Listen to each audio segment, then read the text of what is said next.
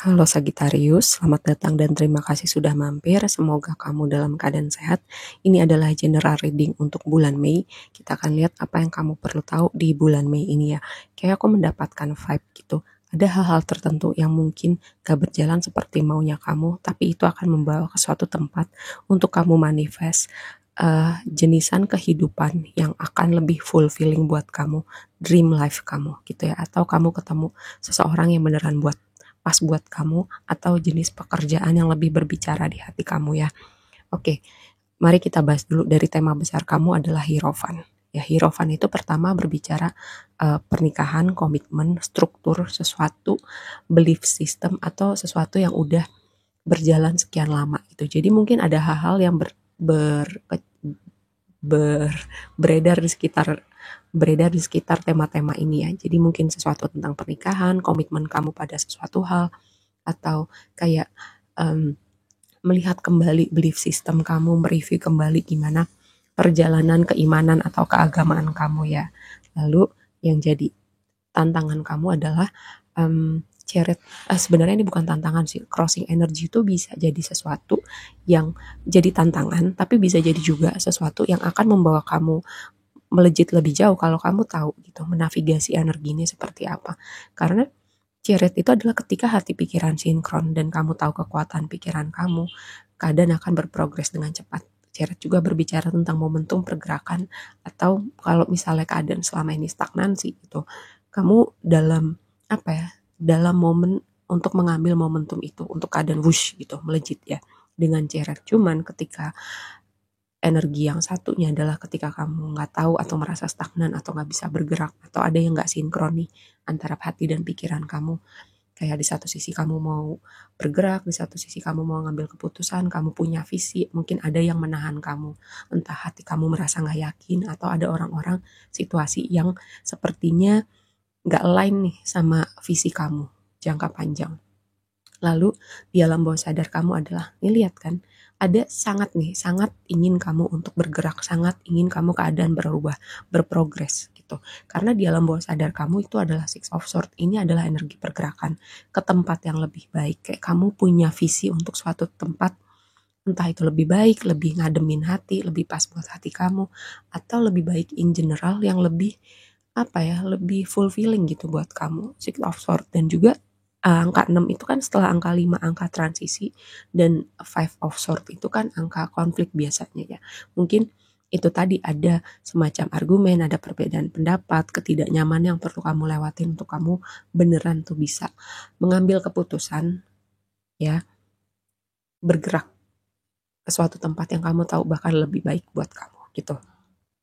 Lalu di aspirasi kamu adalah Page of Swords gitu. Kamu mau jadi, kalau di Page of Swords di deck ini tuh vibe-nya tuh agak beda. Dia tuh pemberani.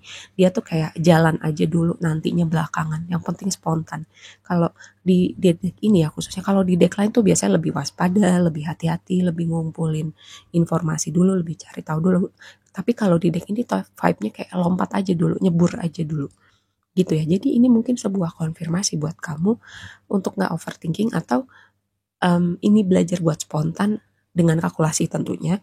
Terus juga belajar berani memasukin zona unknown ya. Karena jujur di sini dan aku bahas ini juga di reading kolektif, bahwa ada sesuatu dari masa lalu yang mungkin menghantui kamu untuk kamu bikin sesuatu momen perubahan, mengambil langkah berani, mencoba suatu hal yang baru, membuka hati lagi. Nah, itu vibe masa lalu yang mempengaruhi hal ini.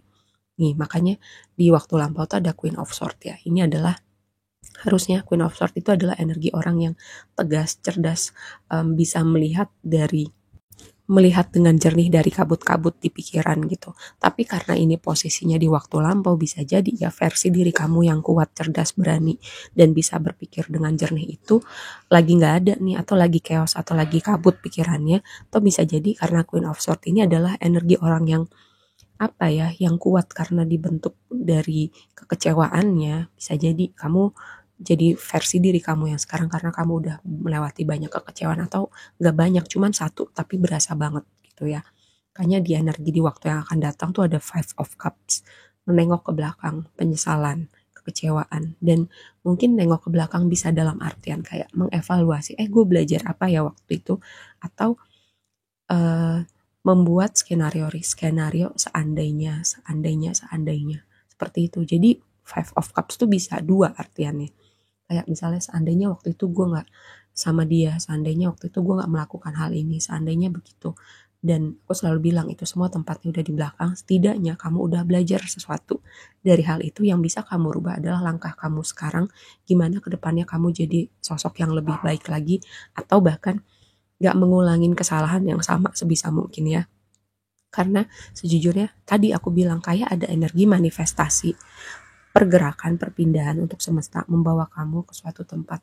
Karena di situ tadi nih Astro Oracle-nya lompat dua ya. Kayaknya cuma kamu dia, atau ada satu lagi yang lain yang dapat dua gitu. Seingat aku dua. Yang dapat dua tuh kamu doang. Kayak yang satu tuh North Node gitu. Dan yang satu lagi Cancer, kata kuncinya immerse. Kita nggak bicara Cancer sebagai sosok seseorang. Lebih kepada ekspresi energi ini adalah benar-benar meresap, merasakan gitu. Bergerak ke masa depan tapi melangkah dengan pakai perasaan kamu. Apa yang menggerakkan hati kamu? Apa yang memanggil di hati kamu gitu.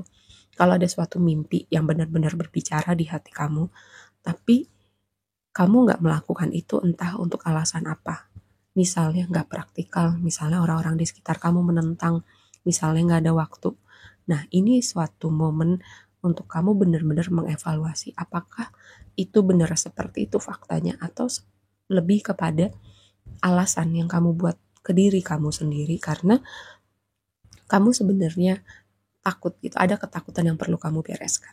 Nah, ini sebuah pesan ya buat kamu. Sebenarnya kamu bisa, cuman mungkin karena zona unknown selalu membuat nervous, bikin khawatir, tapi bukan berarti ada bahaya di situ ya. Terus Angel of Balance membawa keseimbangan. Tadi tema hati dan pikiran yang sinkron gitu. Menyeimbangkan antara mimpi dan action step by step gimana kamu bisa sampai di situ. Terutama nih ya, ada sesuatu yang sangat berbicara di hati kamu dan cuman kamu yang bisa jawab itu. Oke. Sebenarnya kamu bisa kok, dan kamu kayak punya knowledge, punya kompetensi untuk menavigasi perjalanan ini. Terus aku melihat juga skenarionya, karena nih ya, emosi kamu direpresentasikan sama Nine of Pentacles. Ini adalah energi orang independen, orang yang bisa sendiri, orang yang bisa capable gitu menavigasi perjalanan ini sendiri dan bisa mencukupi dirinya sendiri dulu atau memprioritaskan dirinya dulu. Terus di dunia eksternal kamu adalah Three of Swords gitu. Jadi aku melihat mungkin skenarionya gini ya, ada hal-hal yang mungkin tidak berjalan seperti maunya kamu di bulan Mei ini. Untuk apa? Tadi supaya kamu berjalan ke North Node kamu, sesuatu yang memanggil di hati kamu, dan sebagian lagi memang kamu yang memutuskan. Akhirnya kamu udah oh kayaknya gue perlu ada ikatan-ikatan tertentu yang mungkin gue perlu lepaskan gitu, atau mungkin gue putus, atau mungkin kayak jaga jarak dulu karena kamu tahu apa yang kamu mau. Jadi ada hal-hal tertentu yang perlu kamu lepaskan terlebih dahulu ya, untuk kamu berjalan ke suatu tempat yang lebih fulfilling di mana hati kamu berbicara gitu. Ya itu yang menggerakkan kamu, karena tadi ada sesuatu tentang perasaan yang menggerakkan kamu. Apapun ya yang kamu mau tuju. Karena di sini aku melihat sih dengan kamu masuk dalam perjalanan ini, kamu bisa manifest dream life kamu, suatu tempat yang kamu memang mau, hubungan yang kamu mau, pekerjaan yang kamu mau. Terus selebihnya lebih kepada navigasi kamu dengan dunia eksternal kamu sih. Mungkin ada yang gak terima, ada yang gak suka. Terus misalnya contoh aja gini, ketika kamu memutuskan untuk masuk dalam perjalanan ini, mungkin kamu akan resign, atau kamu mungkin akan menjaga jarak dari pertemanan kamu. Ini contoh ya. Terus mereka nggak, kenapa lu menjaga jarak sama gue, lu nggak suka berteman sama gue lagi, kenapa sombong, kenapa begini, kenapa begitu. Lebih kepada respon dari orang-orang di sekitar kamu ya, yang mungkin kamu perlu belajar menavigasi, dan outcome-nya adalah Four of Swords. Kayak nggak apa-apa gitu, nggak apa-apa kamu pelan-pelan gitu ya, kayak pelan-pelan menata hati lagi, menata hidup lagi, walaupun kamu yang memilih. Bukan berarti itu juga mudah buat kamu, apalagi memasuki zona unknown, zona yang gak familiar buat kamu. Tapi ketika kamu berjalan di jalan yang kamu tahu hati kamu berbicara di situ, apapun ya, entah itu hubungannya sama pekerjaan atau mimpi besar kamu tentang hubungan-hubungan yang ingin kamu temuin, jenisan orang yang mau kamu temuin, nggak apa-apa gitu kamu menavigasinya pelan-pelan dan nggak perlu terburu-buru. Dan yang paling penting kamu punya compassion untuk diri kamu gitu ya. Misalnya kalau keadaan tuh nggak berprogres, misalnya aja keadaan nggak berprogres seperti maunya kamu, tenang aja gitu. Semua akan apa ya, indah pada waktunya, everything will works out in the end gitu. Jadi itu yang paling penting, kamu take your time, kamu be kind to yourself gitu, dan paling penting punya compassion buat diri kamu ya.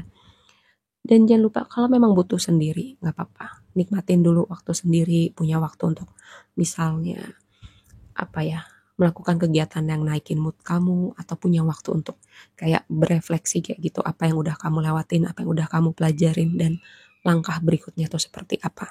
Oke, aku rasa segitu aja dulu pesannya kali ini buat kamu. Semoga bermanfaat dan sampai ketemu di reading berikutnya ya. Bye.